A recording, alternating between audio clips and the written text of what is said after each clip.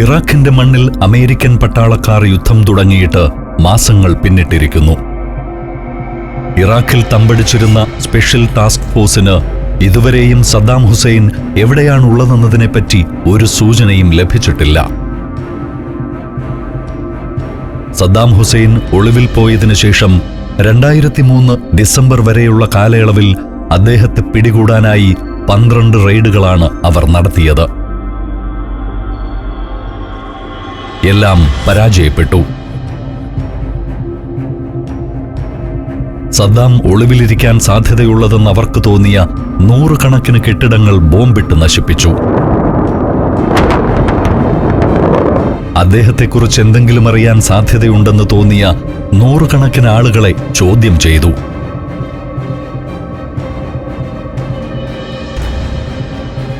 ഒരു കാര്യം അവർക്കുറപ്പായിരുന്നു: സദ്ദാം ഹുസൈൻ തന്റെ താമസ സ്ഥലത്ത് നിന്ന് ദൂരെ കഴിയുന്ന ആളുകളുമായി പോലും ആശയവിനിമയം നടത്തുന്നുണ്ട്. ആ സിഗ്നലുകൾ കേന്ദ്രീകരിച്ചായി പിന്നീട് അന്വേഷണം. തിക്രത്തിലെ തന്റെ ഒളിസങ്കേതത്തിൽ ഇരുന്നു കൊണ്ട് സദ്ദാം ഹുസൈൻ ഈ വാർത്തകളെല്ലാം അറിയുന്നുണ്ട്. അവിടെ അദ്ദേഹത്തെ കാണാൻ പതിവായി വരാറുള്ള ഒരേയൊരു അതിഥി മുഹമ്മദ് ഇബ്രാഹിം അൽ മുസ്ലിത്താണ്. ഇറാഖിലെ പ്രധാനപ്പെട്ട ഒരു വ്യവസായി. അയാൾ തനിയെ വളരെ സാധാരണമായ വേഷം ധരിച്ചുകൊണ്ട് ആരുടെയും ശ്രദ്ധയിൽപ്പെടാതെ അവിടെ വന്നുപോകും. സദ്ദാം ഹുസൈന് വേണ്ട എല്ലാ വിവരങ്ങളും അയാൾ ശേഖരിച്ചിട്ടുണ്ടാവും. കൈവശമുള്ള ചെറിയ ടേപ്പ് റെക്കോർഡറിൽ സദ്ദാമിന് പറയാനുള്ളതൊക്കെ റെക്കോർഡ് ചെയ്ത് അയാൾ മടങ്ങും. അതിനിടയിൽ കുറച്ചു ദിവസങ്ങളായി മുഹമ്മദ് ഇബ്രാഹിം അവിടേക്ക് വരാതായി. എന്തെങ്കിലും അപകടമുണ്ടാകുമെന്ന് സദ്ദാം ഹുസൈൻ പ്രതീക്ഷിച്ചിരുന്നില്ല. അന്തിമ വിജയം തനിക്ക് തന്നെയായിരിക്കുമെന്നാണ് അദ്ദേഹം ഇപ്പോഴും കരുതുന്നത്. പക്ഷേ കുരുക്ക് മുറുകുകയായിരുന്നു. മുഹമ്മദ് ഇബ്രാഹിം സ്പെഷ്യൽ ടാസ്ക് ഫോഴ്സിന്റെ പിടിയിലായി.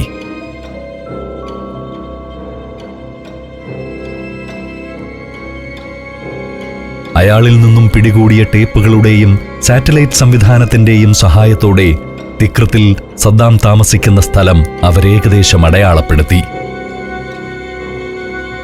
2003 ഡിസംബർ 13 തിക്രത്തിലെ ആലാ നാമിഖിന്റെ കൃഷിക്കളത്തിന് മുകളിൽ വിമാനങ്ങൾ തലങ്ങും വിലങ്ങും പറന്നു. പട്ടാളവണ്ടികൾ അവിടേക്ക് ഇരച്ചെത്തി. അവിടെ അവർ വ്യാപകമായ തെരച്ചിൽ നടത്തി. ഒടുവിൽ മണ്ണിനടിയിൽ സമർത്ഥമായി മറച്ചു സൂക്ഷിച്ചിരിക്കുന്ന കിടങ്ങ് കണ്ടെത്തി.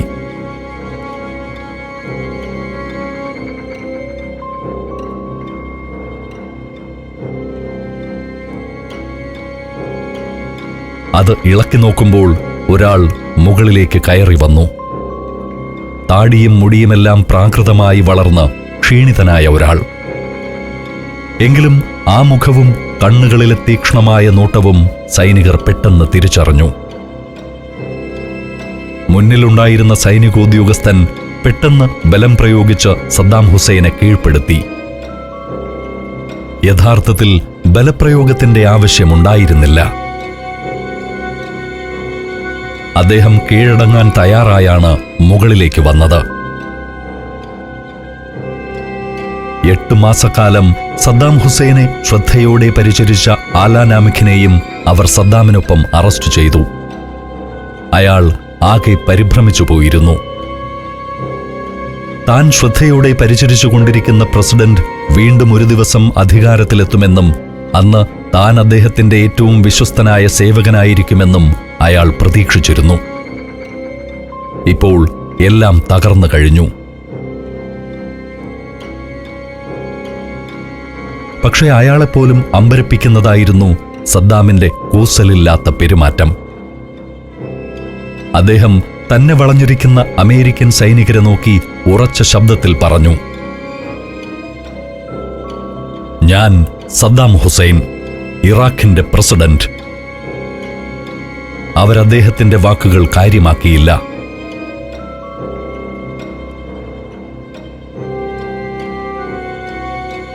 സദ്ദാം ഹുസൈൻ താമസിച്ചിരുന്ന കിടങ്ങ് അവരൊരിക്കൽ കൂടി പരിശോധിച്ച് അവിടെ ഉണ്ടായിരുന്ന 7,50,000 അമേരിക്കൻ ഡോളർ പിടിച്ചെടുത്തു.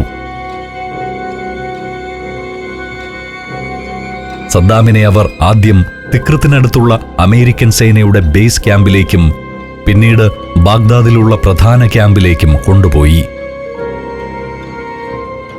മാർച്ച് 20 അമേരിക്കൻ സേന ഇറാഖിൽ കാലുകുത്തിയതിനു ശേഷം ഇതാദ്യമായി ഇറാഖിലെ തെരുവുകൾ ശാന്തമായി. വെടിയൊച്ച കേൾക്കാതെ, മിസൈലുകളും ബോംബുകളും വന്നു പതിക്കുന്നതിന്റെ കോലാഹലങ്ങളില്ലാതെ ഒരു രാത്രി. ഡിസംബർ 14 ഇറാഖിലെ American administrator Paul Bremer Saddam ഹുസൈനെ തിക്രിത്തിൽ നിന്ന് പിടികൂടിയ വിവരം ലോകത്തെ അറിയിച്ചു. അവരുടെ കസ്റ്റഡിയിൽ കഴിയുന്ന സദ്ദാമിന്റെ വീഡിയോ ദൃശ്യങ്ങളും അയാൾ മാധ്യമങ്ങൾക്ക് മുന്നിൽ അവതരിപ്പിച്ചു. ടെലിവിഷനിലും പത്രങ്ങളിലുമെല്ലാം സദ്ദാമിന്റെ അറസ്റ്റിനെക്കുറിച്ചുള്ള വാർത്തകൾ വന്നു.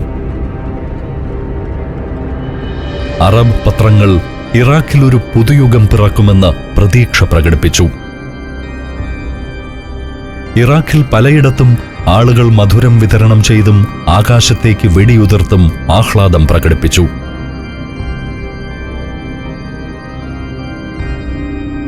ഡിസംബറിൽ സദ്ദാം ഹുസൈൻ അറസ്റ്റിലായി ദിവസങ്ങൾക്കുള്ളിൽ തന്നെ അമേരിക്കൻ രഹസ്യാന്വേഷണ ഏജൻസിയായ FBI-യുടെ ഉദ്യോഗസ്ഥർ സദ്ദാമിനെ ചോദ്യം ചെയ്തു തുടങ്ങി. ബാഗ്ദാദിലെ ഒരു വിചാരണാ കേന്ദ്രത്തിൽ തടവുകാരനായി പാർപ്പിച്ചിരിക്കുകയാണ് സദ്ദാം ഹുസൈനെ. ചോദ്യം ചെയ്യൽ ദിവസങ്ങളോളം നീണ്ടു.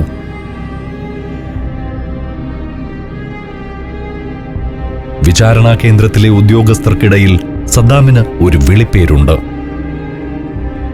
വിക്, വെരി ഇമ്പോർട്ടന്റ് ക്രിമിനൽ എന്നാണ് അതിന്റെ പൂർണ്ണരൂപം. ലെബനീസ് അമേരിക്കൻ വംശജനായ ജോർജ് പ്രിയോ എന്ന FBI ഏജന്റാണ് സദ്ദാമിനെ പ്രധാനമായും ചോദ്യം ചെയ്തത്. ജോർജ് പ്രിയോ അറബ് ഭാഷയിൽ വിദഗ്ധനാണ്. സദ്ദാം ഹുസൈനുമായി അനായാസം സംസാരിക്കാൻ അത് സഹായകമായി. ജോർജ് പ്രിയോ ഒരു പരിധിവരെ സദ്ദാമിന്റെ വിശ്വാസവും നേടിയെടുത്തു. അമേരിക്ക ആരോപിച്ചതുപോലെയുള്ള ആയുധശേഖരമൊന്നും ഇറാഖിന്റെ കയ്യിലില്ലെന്ന് അവർക്ക് ഈ ചോദ്യം ചെയ്യലിൽ നിന്നും പൂർണ്ണമായും ബോധ്യമായി. അമേരിക്കയുടെ മറ്റൊരു പ്രധാന ആരോപണം ബിൻ ലാദനുമായും അൽ ഖൈദയുമായും സദ്ദാം ഹുസൈൻ ഉണ്ടെന്ന് പറയപ്പെടുന്ന ബന്ധമാണ്. അതിനെക്കുറിച്ച് വ്യക്തമായ വിശദീകരണമൊന്നും ലഭിച്ചില്ല. ഇസ്ലാമിക ഭരണകൂടത്തിൽ വിശ്വസിക്കുന്നില്ല എന്നും താനൊരു മതേതരവാദിയായ ഭരണാധികാരിയാണെന്നുമാണ് സദ്ദാം അവകാശപ്പെട്ടത്. ബിൻ ലാദനെ പോലെ താടിയും മീശയും വെച്ചയാളുകളെ വിശ്വസിക്കാൻ കഴിയില്ലെന്നായിരുന്നു സദ്ദാം ഹുസൈൻ തമാശയായി പറഞ്ഞത്. തടവറയിൽ സദ്ദാം ശാന്തനായിരുന്നു. അദ്ദേഹം കൃത്യമായി ഭക്ഷണം കഴിച്ചു, ശാന്തമായി ഉറങ്ങി. കൈവശമുള്ള നോട്ട്ബുക്കിൽ കവിതകൾ കുറിച്ചു. Germany, Poland, Bosnia and Herzegovina, Kyrgyzstan. സഞ്ചാരം വോള്യം നമ്പർ 19 ഫുൾ HD-യിലുള്ള ഈ അപൂർവ ദൃശ്യയാത്രാ വിവരണ ശേഖരം സ്വന്തമാക്കാൻ സഞ്ചാരം എന്ന് SMS ചെയ്യൂ. ഫോൺ 9995444222. ഇറാഖിന്റെ ഭരണ ചുമതല നിർവഹിക്കാനായി ഒരു ഇടക്കാല സർക്കാരിനെ രൂപപ്പെടുത്താനുള്ള ശ്രമം ഇതിനകം അമേരിക്ക ആരംഭിച്ചു കഴിഞ്ഞിരുന്നു. 2004 ജൂൺ 28 അവർ ഇറാഖിൽ ഒരു ഇടക്കാല സർക്കാർ രൂപീകരിച്ചു. ഇറാഖിന് ഒരു പുതിയ ഭരണഘടന രൂപീകരിച്ച് ജനങ്ങൾ തെരഞ്ഞെടുപ്പിലൂടെ ഒരു പുതിയ സർക്കാരിനെ തെരഞ്ഞെടുക്കുന്നതുവരെ ഭരണകാര്യങ്ങൾ നിർവഹിക്കാൻ വേണ്ടിയാണ് ഈ സർക്കാർ.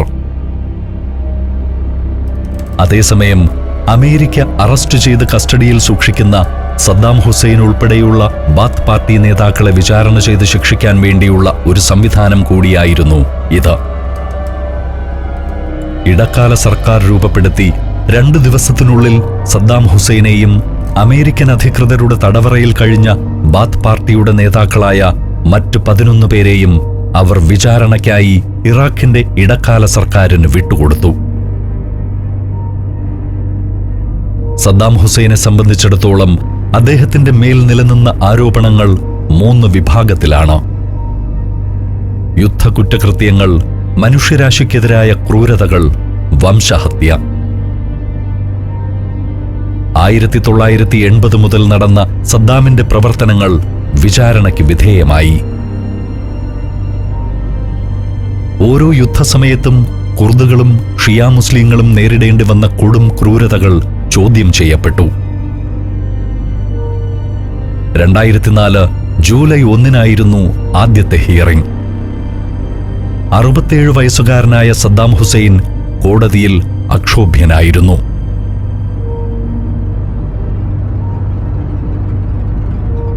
താനിപ്പോഴും ഇറാഖിന്റെ പ്രസിഡന്റാണെന്ന് അദ്ദേഹം അവകാശപ്പെട്ടു. കുറ്റവിചാരണയ്ക്കായി രൂപീകരിച്ചിട്ടുള്ള ട്രിബ്യൂണലിന്റെ നിയമസാധുതയെ തന്നെ അദ്ദേഹം ചോദ്യം ചെയ്തു. ജോർജ് ബുഷിന് അടുത്ത തെരഞ്ഞെടുപ്പിൽ വിജയിക്കാൻ വേണ്ടി തയ്യാറാക്കിയിട്ടുള്ള ഒരു നാടകമാണ് ഈ കോടതി. സദ്ദാം രോഷാകുലനായി പറഞ്ഞു. തനിക്കെതിരെ ഉന്നയിക്കപ്പെട്ട എല്ലാ ആരോപണങ്ങളും അദ്ദേഹം നിഷേധിച്ചു. ഇതെല്ലാം നാടകമാണ്. യഥാർത്ഥ കുറ്റവാളി ജോർജ് ബുഷാണ്. വിചാരണ തുടങ്ങിയ സന്ദർഭത്തിൽ നിങ്ങൾ ആരാണെന്ന് സ്വയം വെളിപ്പെടുത്താൻ വിചാരണാ നടപടികളിൽ പങ്കെടുക്കുന്ന ജഡ്ജിമാരിൽ ഒരാൾ സദ്ദാം ഹുസൈനോട് ആവശ്യപ്പെട്ടു. നിങ്ങൾക്കറിയാം ഞാൻ ആരാണെന്ന്. നിങ്ങളൊരു ഇറാഖിയല്ലേ? സദ്ദാം അയാളോട് തിരിച്ചു ചോദിച്ചു. അന്ന് കുവൈറ്റ് അധിനിവേശത്തെക്കുറിച്ചുയർന്ന ചോദ്യങ്ങളോട് സദ്ദാം ഹുസൈൻ പരുഷമായാണ് പ്രതികരിച്ചത്. കുവൈറ്റിലെ ജനങ്ങൾ വെറും നായ്ക്കളാണെന്നും അവർ ഇറാഖി സ്ത്രീകളെ 2 കാശ് കൊടുത്താൽ കിട്ടുന്ന വേശ്യകളാക്കാൻ ശ്രമിക്കുന്നുവെന്നും സദ്ദാം പറഞ്ഞപ്പോൾ സദസ് കുറച്ചു നേരത്തേക്ക് സ്തബ്ധമായി. സദ്ദാമിൽ നിന്നും ഇത്തരം വാക്കുകൾ പ്രതീക്ഷിക്കാമെന്നും അയാളെ അങ്ങനെയാണ് വളർത്തിയിരിക്കുന്നതെന്നുമാണ് പിന്നീട് കുവൈറ്റിലെ വാർത്താവിതരണ മന്ത്രി ഇതിനോട് പ്രതികരിച്ചത്. ആദ്യ ദിവസം സദ്ദാം ഹുസൈനു വേണ്ടി അഭിഭാഷകരാരും ഹാജരായിരുന്നില്ല. എങ്കിലും അദ്ദേഹത്തിന്റെ ആദ്യ ഭാര്യ സാജിദ തൽഫ ലോകത്തിലെ തന്നെ ഏറ്റവും പ്രമുഖരായ അഭിഭാഷകരിൽ ചിലരെ സദ്ദാമിനു വേണ്ടി ഏർപ്പെടുത്തിയിരുന്നു. അവർ തുടർന്നുള്ള വാദപ്രതിവാദങ്ങളിൽ പങ്കെടുത്തു. ജൂലൈ 18 സദ്ദാമിന് മേൽ ആദ്യം ആരോപിക്കപ്പെട്ട കുറ്റങ്ങൾ ശരിവച്ചുകൊണ്ടുള്ള റിപ്പോർട്ട് വന്നു. 1982 സദ്ദാമിന് നേരെ നടന്ന ഒരു വധശ്രമത്തിന് പകരമായി ദുജൈ ഗ്രാമത്തിലെ ഷിയാ മുസ്ലിങ്ങളെ കൂട്ടക്കൊല ചെയ്ത കേസാണ് പ്രധാനമായും ശരിവച്ചത്. ഇതിനെ തുടർന്ന് ഓഗസ്റ്റ് 8 ജോർദാൻ കേന്ദ്രമാക്കി പ്രവർത്തിച്ചിരുന്ന സദ്ദാം ഹുസൈന്റെ അഭിഭാഷകനെ ഒഴിവാക്കിയതായി അദ്ദേഹത്തിന്റെ കുടുംബം അറിയിച്ചു. പകരം ഖലീൽ എൽ ദുലൈമി എന്ന പുതിയ അഭിഭാഷകനെ ഈ കേസ് നടത്താനുള്ള ചുമതല ഏൽപ്പിച്ചു. അതേസമയം ഇറാഖിന്റെ കുർദ് വംശജനായ പുതിയ പ്രസിഡന്റ് ജലാൽ തലബാനി സദ്ദാം ഈ കുറ്റങ്ങളെല്ലാം ഏറ്റുപറഞ്ഞിട്ടുള്ളതാണെന്ന് വെളിപ്പെടുത്തി. 2 ദിവസങ്ങൾക്കുള്ളിൽ പ്രസിഡന്റിന്റെ വെളിപ്പെടുത്തൽ സദ്ദാം ഹുസൈന്റെ അഭിഭാഷകൻ നിഷേധിച്ചു. കോടതിയിൽ തങ്ങൾക്ക് കേസ് പഠിക്കാനും വാദികളുടെയോ അഭിഭാഷകരുടെയോ വാദഗതികൾ മനസ്സിലാക്കാനും തെളിവുകൾ പരിശോധിക്കാനുമുള്ള സമയം കിട്ടുന്നില്ലെന്ന് സദ്ദാം ഹുസൈന്റെ അഭിഭാഷകർ നിരന്തരം പരാതിപ്പെട്ടുകൊണ്ടിരുന്നു. ആംനസ്റ്റി ഇന്റർനാഷണൽ ഉൾപ്പെടെയുള്ള നിരവധി മനുഷ്യാവകാശ സംഘടനകളും വിചാരണയിൽ പിഴവുകൾ ചൂണ്ടിക്കാട്ടി മുന്നോട്ടു വന്നു. പക്ഷേ കോടതി നടപടികൾ ഒരു മാറ്റവുമില്ലാതെ മുന്നോട്ടു പോയി. സദ്ദാം ഹുസൈന്റെ 2ാം ഘട്ട വിചാരണ ആരംഭിച്ചത് 2005 ഒക്ടോബർ 19 ഇത്തവണ ദുജൈലിൽ നടന്ന ഷിയാ മുസ്ലിങ്ങളുടെ കൂട്ടക്കൊലയെ പ്രത്യേകമായി പരിഗണിച്ചുകൊണ്ടായിരുന്നു വിചാരണ. സദ്ദാം ഹുസൈനും അദ്ദേഹത്തിന്റെ സർക്കാരിൽ അംഗങ്ങളായിരുന്ന 7 പ്രധാനപ്പെട്ട ഉദ്യോഗസ്ഥരും വിചാരണ ചെയ്യപ്പെട്ടു. 1982 നടന്ന ആസൂത്രിതമായ ആ കലാപത്തിൽ 148 ഷിയ മുസ്ലിങ്ങൾ കൊല്ലപ്പെട്ടിരുന്നു. ഈ കുറ്റം തെളിയിക്കപ്പെട്ടതായി കോടതി പ്രഖ്യാപിച്ചു. സദ്ദാം ഹുസൈൻ ഉൾപ്പെടെ 8 കുറ്റവാളികളും തങ്ങളിൽ ആരോപിക്കപ്പെട്ട കുറ്റങ്ങൾ നിഷേധിച്ചു. സദ്ദാമിനെതിരെയുള്ള കുറ്റപത്രം അദ്ദേഹത്തെ വായിച്ചു കേൾപ്പിച്ച ദിവസം സദ്ദാം ഹുസൈന്റെ സ്വന്തം നാടായ തിക്രത്തിൽ അദ്ദേഹത്തിന്റെ അനുയായികൾ പ്രതിഷേധ പ്രകടനം നടത്തി. കുറ്റപത്രം വായിച്ചു കേൾപ്പിച്ചതിനു ശേഷം വിചാരണ തുടങ്ങിയപ്പോൾ സദ്ദാം ഹുസൈൻ വീണ്ടും ഈ കോടതിയുടെ നിലനിൽപ്പിനെ ചോദ്യം ചെയ്തു. താൻ ഇറാഖിന്റെ പ്രസിഡന്റാണെന്ന കാര്യം അദ്ദേഹം വീണ്ടും ആവർത്തിച്ചു. ഈ രാജ്യത്ത് ആരും തന്നെ പുറത്താക്കിയിട്ടില്ല. ഈ കോടതിയെ നിയമിച്ച സംവിധാനത്തെ തന്നെ അദ്ദേഹം ചോദ്യം ചെയ്തു. കോടതിയിൽ സന്നിഹിതനായിരുന്ന ജഡ്ജിമാരിൽ കുർദ് വംശജനായ റിസ്ഗർ മുഹമ്മദ് അമീനോട് നിങ്ങൾ ആരാണെന്ന് സദ്ദാം ചോദിച്ചു. കോടതി നടപടികൾ നടക്കുന്ന സമയം തനിക്ക് പറയാനുള്ള കാര്യങ്ങൾ ലോകത്തെ അറിയിക്കാനുള്ള ഒരവസരമായാണ് സദ്ദാം ഉപയോഗിച്ചത്. വിചാരണ ആഴ്ചകളും മാസങ്ങളും പിന്നിട്ടു. പലപ്പോഴും കോടതി മുറി നാടകീയമായ രംഗങ്ങൾക്ക് സാക്ഷ്യം വഹിച്ചു. സദ്ദാം ഹുസൈനും സഹകുറ്റവാളികളും കോടതി മുറിക്കുള്ളിൽ ഒരുമിച്ച് പ്രതിഷേധ പ്രകടനം നടത്തി. സദ്ദാമിന്റെ അഭിഭാഷകർ കോടതിയുടെ സുതാര്യതയില്ലായ്മയെ ചോദ്യം ചെയ്തുകൊണ്ട് നടപടികൾ ബഹിഷ്കരിച്ച് പുറത്തേക്കിറങ്ങിപ്പോയ സന്ദർഭങ്ങളും ഉണ്ടായി. ജഡ്ജിമാർ പലരും അവരുടെ പദവി ഉപേക്ഷിച്ചുപോയി. സദ്ദാമിന്റെ അഭിഭാഷകരിൽ ഒരാൾ കൊല്ലപ്പെട്ടു. പ്രതിഷേധങ്ങളും സമരങ്ങളും സംഘർഷങ്ങളും നിറഞ്ഞ കോടതി ദിനങ്ങൾ. ഒടുവിൽ ശിക്ഷ വിധിക്കുന്ന നാൾ വന്നെത്തി. الحكم على المدان صدام حسين المجيد بالإعدام شنقا حتى الموت لارتكاب ദുജൈലിലെ 148 ഷിയ മുസ്ലിങ്ങളെ കൊലപ്പെടുത്തിയ കുറ്റം സദ്ദാമിന് ശിക്ഷയും വിധിച്ചു. വധശിക്ഷ. വിധി കേട്ട സദ്ദാം ഉച്ചത്തിൽ മുദ്രാവാക്യം മുഴക്കിക്കൊണ്ട് തന്റെ പ്രതികരണം ലോകത്തെ അറിയിച്ചു. ജനങ്ങൾ നീണാൾ വാഴട്ടെ, അറബ് ദേശം നീണാൾ വാഴട്ടെ, ചാരന്മാർ തുലയട്ടെ, സദ്ദാം ഉറക്കെ വിളിച്ചു പറഞ്ഞു. ദൈവം മഹത്വമുള്ളവനാണ്, അദ്ദേഹം ഒരിക്കൽ കൂടി ആവർത്തിച്ചു. 2006 ഡിസംബർ 30 അന്നാണ് സദ്ദാം ഹുസൈന്റെ വധശിക്ഷ നടപ്പാക്കുന്നത്. ഇറാഖിൽ മാത്രമല്ല, ലോകത്താകമാനമുള്ള ടെലിവിഷൻ സെറ്റുകൾക്ക് മുന്നിൽ ജനങ്ങൾ ആകാംക്ഷയോടെ കാത്തിരുന്നു. അവസാന നിമിഷം ഏതെങ്കിലും അന്താരാഷ്ട്ര ഏജൻസിയുടെ ഇടപെടലിൽ ആ വധശിക്ഷ ഒഴിവാകുമെന്ന് കരുതിയവരുമുണ്ട്. പക്ഷേ ഒന്നുമുണ്ടായില്ല. വിധി നടപ്പാക്കാൻ നിയോഗിക്കപ്പെട്ടവർക്കിടയിലൂടെ അക്ഷോഭ്യനായി സദ്ദാം നടന്നുവന്നു.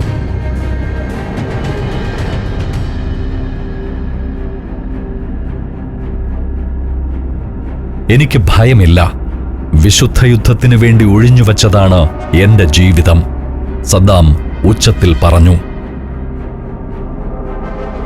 തൂക്കുകയറിന് മുന്നിലെത്തിയപ്പോൾ അദ്ദേഹത്തിന്റെ മുഖം കറുത്ത തുണി കൊണ്ട് മറയ്ക്കാൻ ഒരുങ്ങിയവരുടെ കൈ സദ്ദാം തട്ടി നീക്കി. അല്ലാഹു അക്ബർ എന്ന പ്രാർത്ഥന ഉച്ചരിച്ചുകൊണ്ട് പുഞ്ചിരിയോടെ അദ്ദേഹം ആ തൂക്കുകയർ സ്വീകരിച്ചു. ലോകം ശ്വാസമടക്കി നിന്ന ഒരു നിമിഷം. സദ്ദാം ഹുസൈൻ അതുവരെ ചെയ്തിട്ടുള്ള എല്ലാ ക്രൂരതകളെയും ഒരു നിമിഷം അവർ മറന്നു. ധീരതയുടെ പര്യായം പോലെ പുഞ്ചിരിച്ചുകൊണ്ട് സദ്ദാം മരണത്തെ സ്വീകരിച്ചു.